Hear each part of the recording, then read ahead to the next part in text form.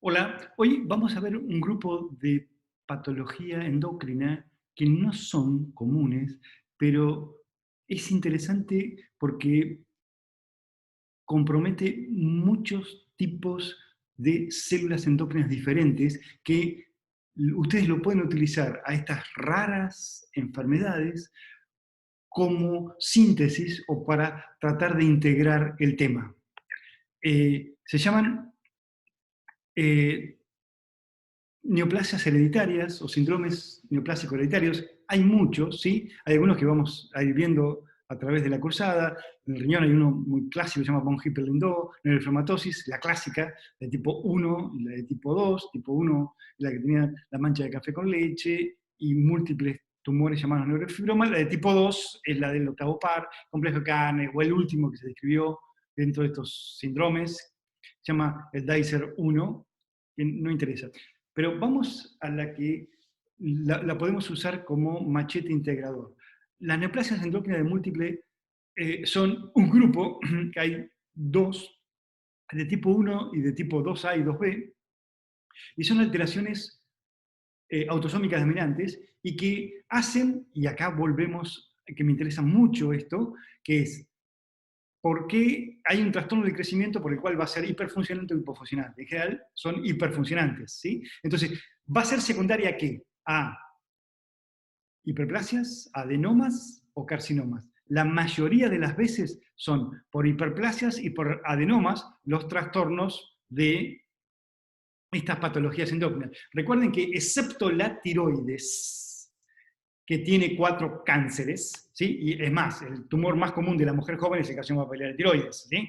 Y excepto en el páncreas endocrino, que excepto el insulinoma, que siempre los insulinomas tienen una conducta biológicamente buena, no agresiva, el resto, eh, uno podría decir que, por ejemplo, excepto los 4 cánceres de tiroides y los tumores endocrinos de páncreas, no insulinomas, esos son agresivos. El resto son adenomas o hiperplasias, ¿sí? Entonces, tenemos dos tipos. Tipo 1, que es producido por una proteína, se llama menina, y tiene las 3 P. Recuerden que el sinónimo de hipófisis era pituita, ¿sí? Entonces, esa P de pituita para tiroides y pancreáticos. Y el tipo 2 era por otro gen, se llama el gen RET. El gen RET era en embriología muy famoso porque era el que diseñaba, cuando se formaba el intestino,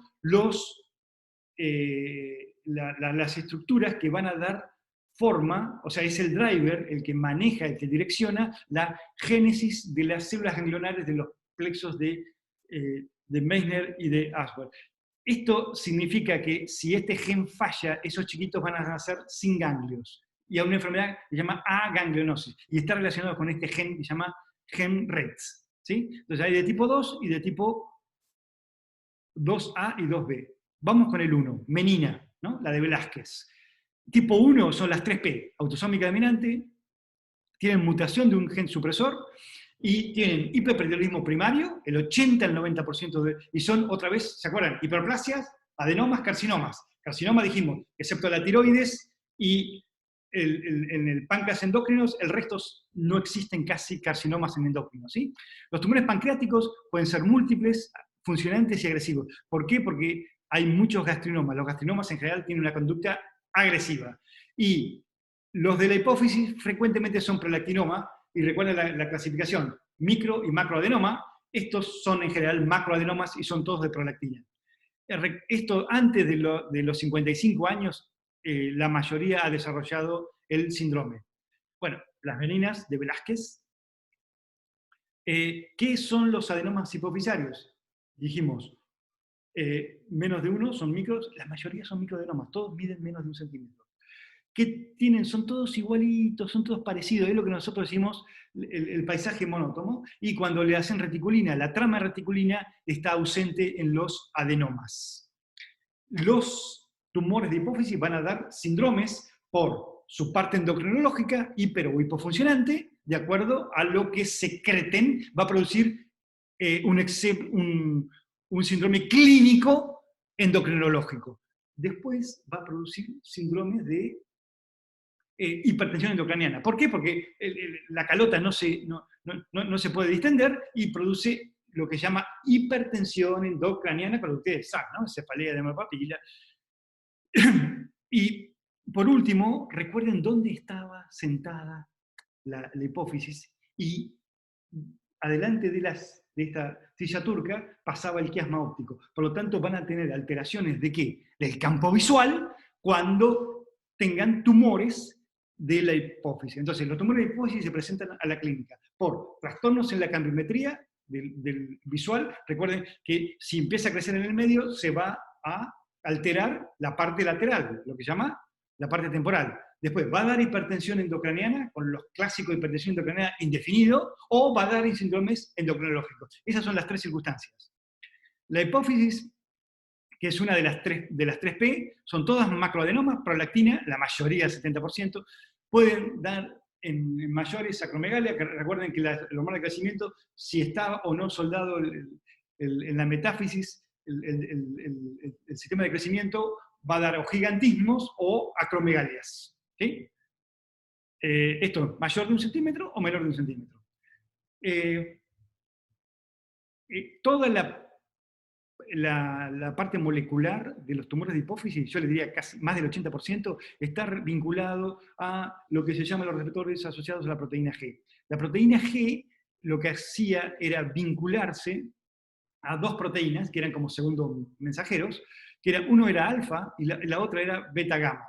Y el problema en estos pacientes, en la mayoría molecularmente, están asociados a una mutación de que esto me queda libre, beta-gamma, y esto me excita continuamente al segundo o al tercer mensajero, o es la producción de adrenalina ciclasa que da AMP cíclico, actúa sobre un factor de transcripción nuclear y da como resultado final una síntesis y una secreción de las hormonas, por esa vía. ¿Sí?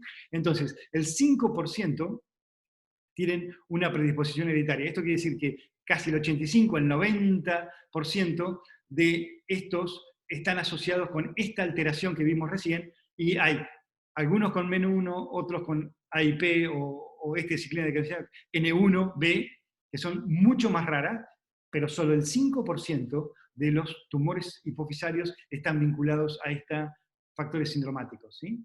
Todos el resto están relacionados con la proteína G, no con el punto G, que, ¿se acuerdan? Era alfa, beta, gamma, adenylato ciclasa, MP cíclico y proliferación.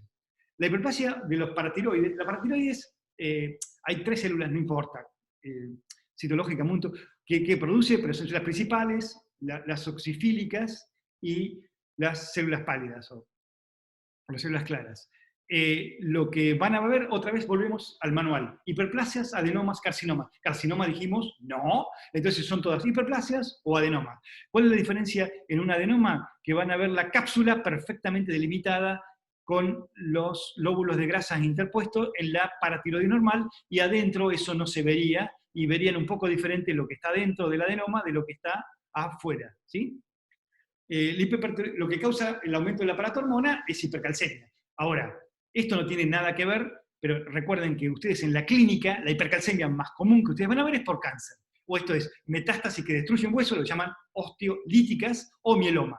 Los tres cambios que produce la paratormona, les quedó claro, no tienen nada que ver con las causas más comunes de hipercalcemia. Y hoy se diagnostica relativamente fácil porque cualquier clínico o en atención primaria pedimos calcio, fósforo y paratormona y calcitonina. Ustedes la pueden dosar hoy en suero y con eso tienen el diagnóstico. ¿Sí? Los tres cambios, los tres impactos, además de la metastásica, que significa que la hipercalcemia se me pega en los vasos, en el estómago, en el pulmón o en el miocardio, en el hueso lo que causa es un aumento de la reabsorción por culpa de los osteoclastos, que da como resultado final un agujero, lo que se llama el tumor pardo o la osteitis quística. Empieza en los dedos, o sea, hay más actividad ahí porque tenemos más receptores para la paratormona, pero después toma costilla, puede tomar calota, etcétera, etcétera. Y el riñón para producir cálculos, litiasis y depósito de calcio en el parénquima, se llama nefrocalcinosis, ¿no? Entonces, la P de los tres cambios del hiperpatriotismo primario.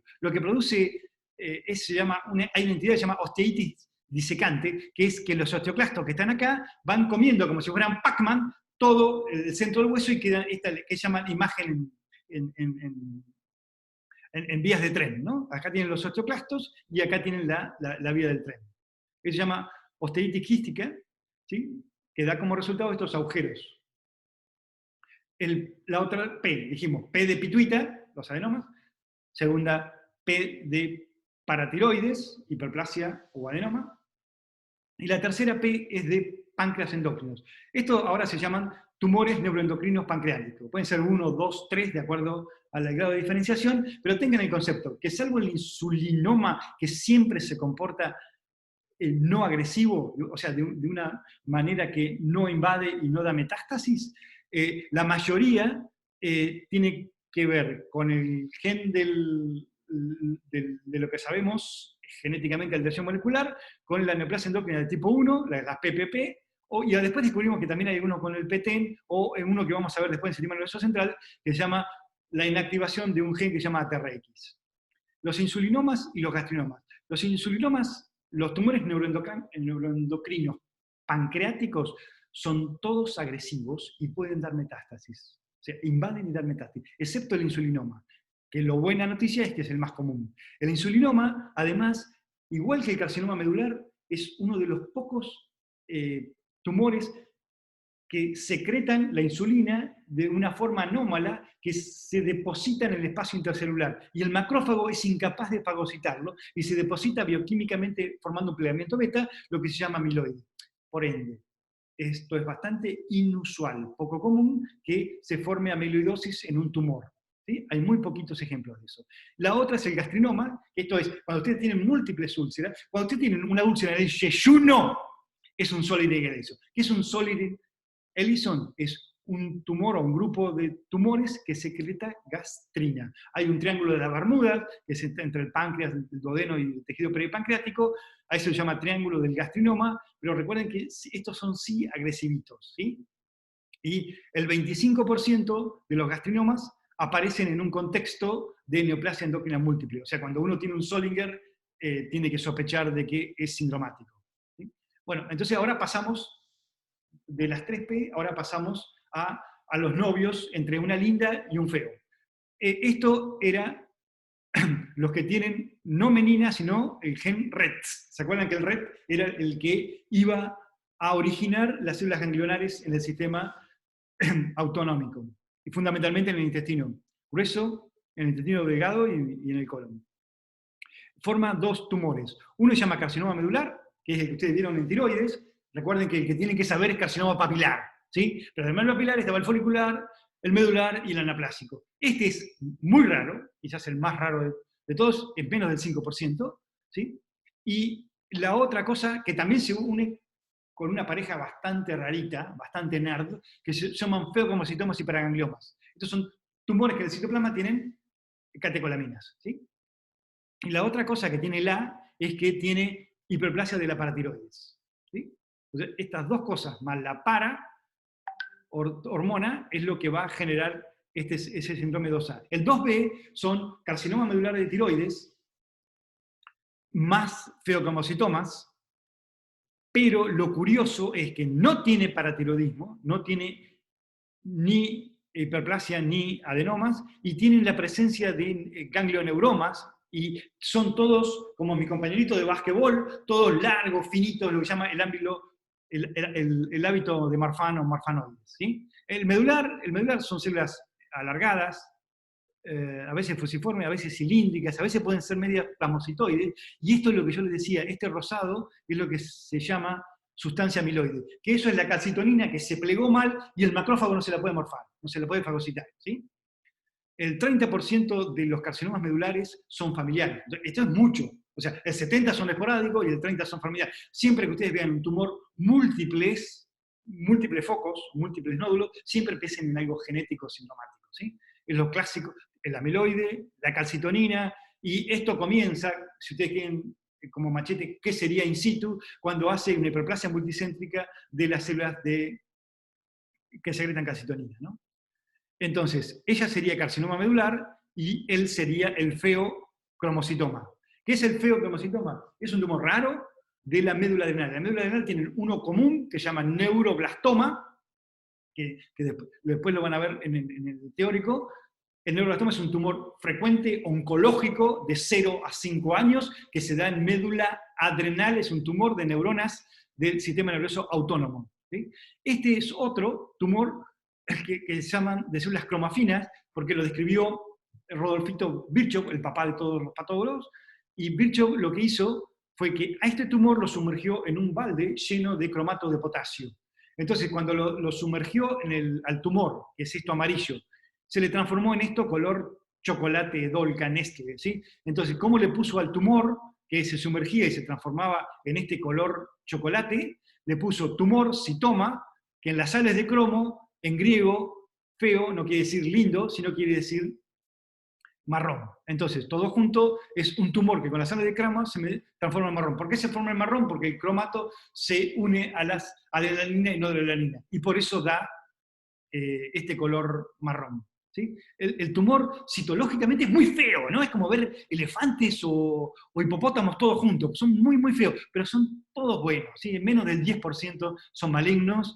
Y la realidad es que cuando uno ve los núcleos a mayor aumento, se asusta mucho y puede haber plemorfismo, pero estos son, la mayoría son benignos. Se le dice en la jerga el tumor del 10. ¿Sí? ¿Por qué se dice el tumor del 10? Porque el 10% están afuera de la adrenal, o sea, en todo lo largo, desde el techo de la vejiga hasta el cuerpo carotidio, se pueden presentar los feocromocitomas, ¿sí? Que ahí le dicen paragangliomas. Son bilaterales, pero recuerden que en el 50% de los bilaterales, de los familiares, son bilaterales. ¿Sí? El 10% son malignos, quizás un poquito menos, no tienen hipertensión el 10%, y el 10%, es un tumor de adultos, y solamente el 10% compran, y ese 10% es sintomático, ¿no? Está formando parte de un síndrome seguro, de los 6 genes que ahora vamos a ver. ¿Sí? Lo que no anda con Messi acá, con el 10%, es con esto de que aprendimos en los últimos años que no es el 10, sino que el 25%, que están, o sea, lo que se mapeó en los últimos años fueron 6 genes que estaban vinculados con la presencia de feocromocitomas. ¿Sí? Uno es el RET, que es el que estamos viendo, que está mutado, ¿sí? Y que da este tipo de alteración, que se llama de neumatosis endócrina de tipo 2 o 1. El neurofibromatosis, la de tipo 1, el von Hippel-Lindau, y los 3 genes, la succinato de genasa era una enzima que estaba en la mitocondria que servía para el transporte de electrones. Y hay 3, B, C y D. Entonces, estos son los 6 genes que aparecieron vinculados al feocromocitoma ahora. ¿Sí? Todo lo de tipo 2B son, le vuelvo a insistir, como mi compañerito Vázquez, son todos altos, flacos y con estos dedos largos, tipo se llama aracnodactilia, perdón. Y lo que acá tienen las ganglioneuromas, que se forman en la mucosa o en el intestino o en la córnea. ¿Sí? Miren la lengua de este muchacho, cómo tienen los ganglioneuromas, y en la conjuntiva. ¿Sí? Y esto es una lápida de hendidura, en la cual ustedes ven los de... entonces, terminando, el 2B es el que tiene los neuromas, o sea, los dos tienen medular y feocromocitoma. ¿Qué cambiamos con los genes, de aprender los genes? Que cuando descubrimos esto, un 2, automáticamente le hacemos tiroidectomía. O sea, cuando tenemos una sospecha, hacemos el estudio genético, nos viene positivo para cualquiera de esos 6 genes, le sacamos la tiroidectomía. ¿Por qué? Porque el feocromocitoma siempre se nos va a comportar de una manera casi benigna. Ahora, el medular, cuando aparece, da metástasis. Entonces, por eso hoy la indicación por norma es sacar la tiroides a los que tienen 2A o 2B.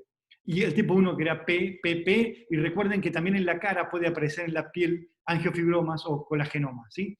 Y les termino con algo nerd que a mí me encanta y me fascina, que es la historia de David y Goliat. Ustedes saben que Goliat, esto por el término Manuel, en el libro de la Biblia, era el enfrentamiento de los filisteos contra, el libro de Samuel lo relata muy bien, que el joven David se acerca por el costado, porque los asesores de David le decían, anda por el costado, para que vean que ya había en esa época asesores. ¿Sí?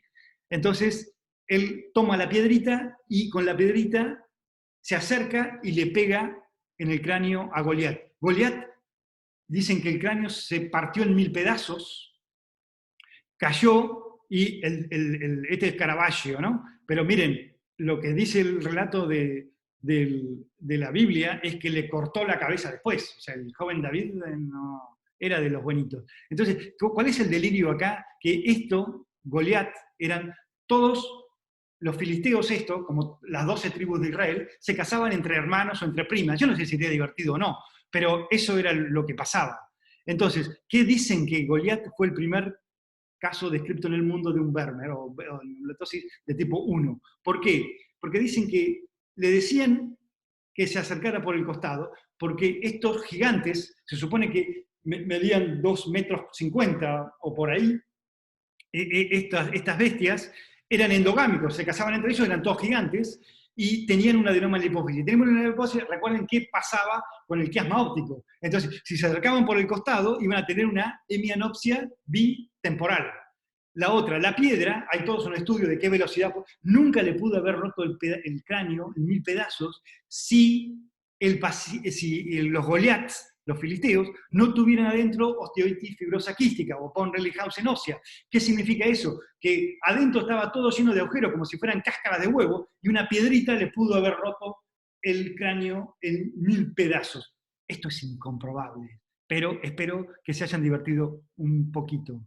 Adiós.